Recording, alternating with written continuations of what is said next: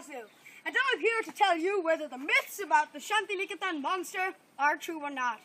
Join me on an adventure to find out whether these myths are true or false. There have been 3 sightings of the Shantiniketan monster, and one of which was shot here by a villager who had a camera on their phone. Now their phone was a pretty basic phone, so it was only black and white, and it was pretty shaky because obviously they were pretty scared to see the Shantiniketan monster. Now shall we watch the video?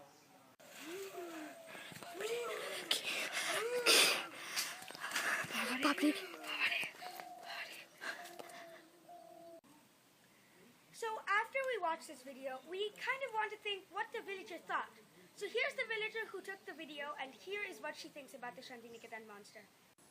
2 দিন আগে আমি একটা রাক্ষস দেখেছিলাম, মানুষের মতনই কিন্তু দেখতে, বিশাল লম্বা লম্বা চুল, দেখতে কি ভয়ঙ্কর, আর হলুদ রকমের ছিল।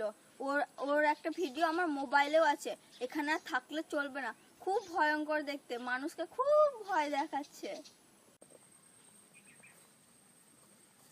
The sighting of this monster was over there, and I believe that if we can look around a bit, we shall find some footprints and evidence that this monster truly exists.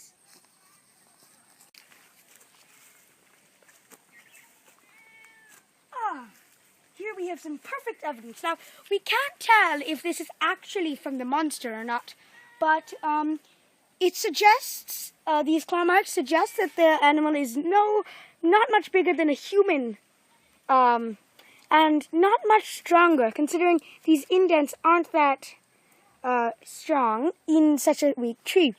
Now, if we move around here, I'm sure we're going to find something else. Here we are. Here is a footprint of some sort of animal. Does not look like a cat. Definitely not a dog. Not much bigger than a human foot, but definitely smaller. We will never be sure unless we find some sort of DNA or some sort of piece of this creature that we can actually work with. Hello people, once again I'm here with you. And so here's another bit of the story that I haven't told you yet.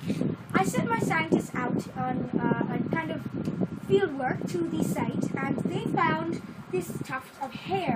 Now we cannot be sure whether this tuft of hair has anything to do with the Shantiniketan monster. So we need to do a DNA test just to make sure that this hair is correct. And whether this hair has any, so we can do a DNA test and find out what animal this hair belongs to. So in order to do the DNA test, we will take some hydrochloric acid and calcium carbonate. We'll pour the hydrochloric acid into a beaker. So in this test tube, we will add some calcium carbonate.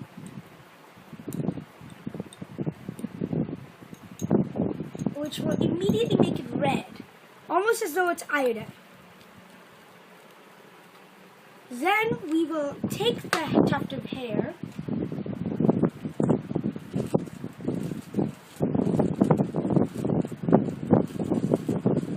and we will place it into the beaker. If it doesn't go in at first, you can just take the chopper and just help it in to the beaker and allow it to set for about 2 days until the solution is ready to be put into the DNA machine.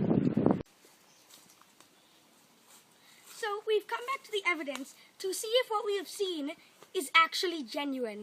So here's the claw mark once again, and like I said in the first time, the indents are not deep enough for an animal of such size, and if this is the Shantiniketan monster, you assume for it to be pretty strong. So these claw marks aren't really, they're not really what we want for the Shantiniketan monster.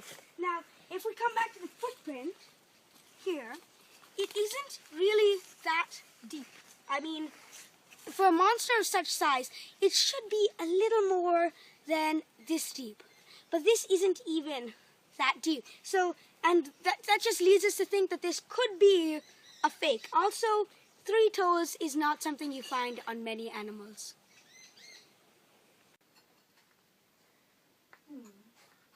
Hello. So here I am at the lab again to finish the experiment that we were starting to check the DNA samples of the so-called Shantiniketan monster hair. So now we need to separate this liquid, which is the mix of hydrochloric acid and calcium carbonate, and then we need to take the hair out and place it onto a petri dish, which we can then refrigerate for 2 days.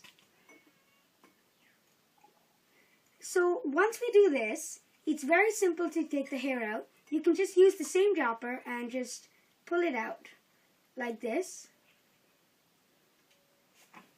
And there will be a little bit of the liquid still left, which we can use later. So here is our completed petri dish, which we will now refrigerate for about 2 days, and then we'll get back to you once again. So here is the hair that I've refrigerated for 2 days and put into the DNA machine, and the results are slightly depressing.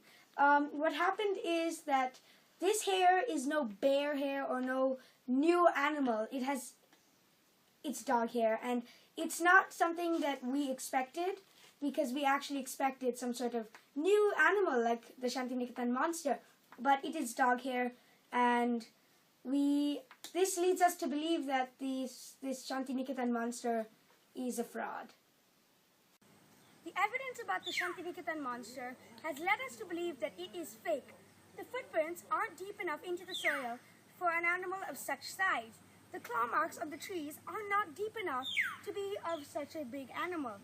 And also, the DNA that we found resembled the DNA of a dog, not any other creature. This has led us to believe that the Shantiniketan monster is a myth and not a real monster.